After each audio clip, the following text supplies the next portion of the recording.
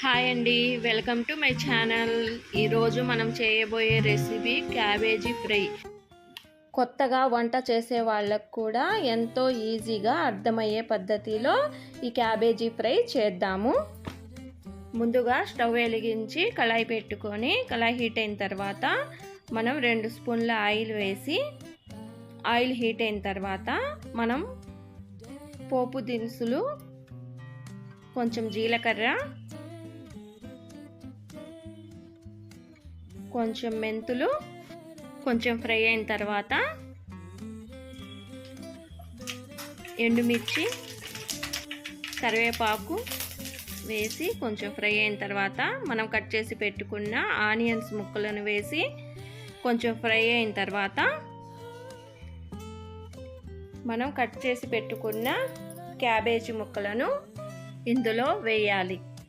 తర్వాత కొంచెం పసుపు, రుచికి సరిపడా సాల్ట్ వేసి కలుపుకోవాలి.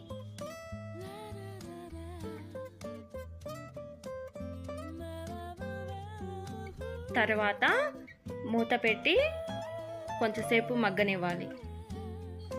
ఒక 5 నిమిషాలు మగ్గిన తర్వాత మళ్ళీ మూత తీసి కలుపుకొని మళ్ళీ ఇంకో 5 నిమిషాలు మగ్గనివ్వాలి.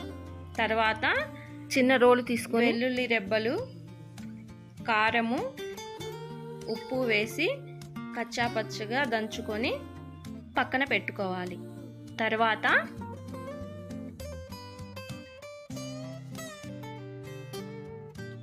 దంచి పెట్టుకున్న వెల్లుల్లి కారం వేసి పచ్చివాసన పోయేంత వరకు వేయించి తర్వాత స్టవ్ ఆఫ్ చేసి సర్వింగ్ బౌల్లోకి తీసుకుంటే ఎంతో రుచికరమైన క్యాబేజీ ఫ్రై రెడీ అయ్యింది.